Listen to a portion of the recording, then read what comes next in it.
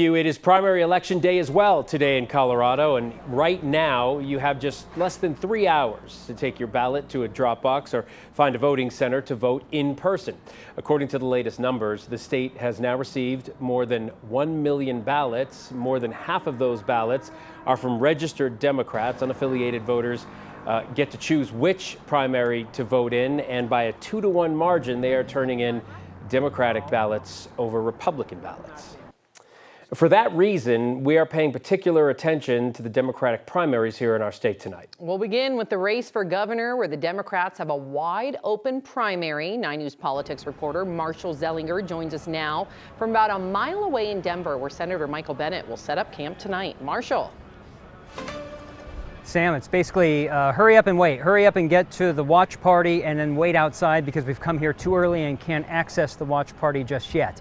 We know Michael Bennet will be here at Schoolyard Beer Garden, as well as probably a number of Senate hopefuls, because remember that Bennet has said that if he wins this race to be governor, and we assume that it's likely the winner of the Democratic primary will likely be governor, if he wins, he as governor will appoint his Senate replacement, so incentive for many people to come out and support Bennet here at the watch party. Bennet spent the day doing get out the vote events and phone banks in the Denver metro area. Yesterday he was on the western slope at the fire in Mesa County, though that could have been for his day job. Since he's a sitting U.S. Senator, it's hard to tell where his Senate work ends and his campaign for governor begins. At our debate earlier this month, he joked that only 2 people want him to remain in the Senate as he campaigns to be governor.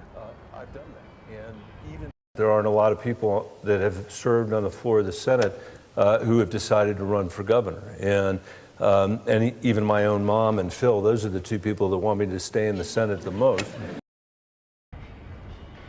During our debate, he said that his mom wants him to die in the Senate, his own humor, and that Phil Weiser has been pushing the idea of Weiser for governor, Bennet for Senate. The thinking behind that is that if Bennet loses and Weiser wins, Bennet will still be governor. Or sorry, Bennet will still be a senator. Jenny Meckles is hanging out tonight at the Phil Weiser watch party. I'm not sure if those bumper stickers are real or if that's just something Phil Weiser jokes about, having those Weiser for governor, Bennet for Senate bumper stickers. Do you see any over there, Jenny?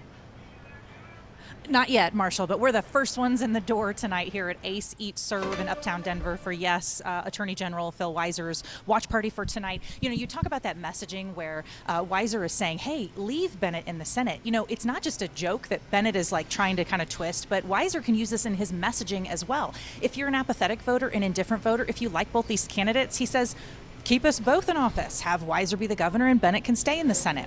Okay, so what's Weiser been up to today on this very last day of the campaign? His team tells us he was down in Pueblo this morning, where he has started all of his campaigns. And then he stopped through Colorado Springs visiting a fire evacuation center and a get out the vote event. And then he will finish tonight here in Denver. Whenever he first joined this campaign, there was a lot of distance between the 2 candidates. You know, Bennet was considered the strong front runner. And tonight we're talking about a gap that has closed significantly.